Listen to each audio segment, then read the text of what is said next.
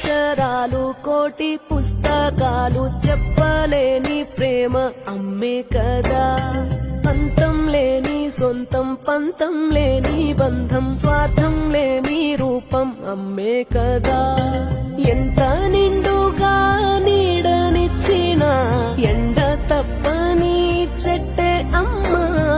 కంటి నిండుగా నీరే పొంగిన రెప్పమూయని చూపే అమ్మ.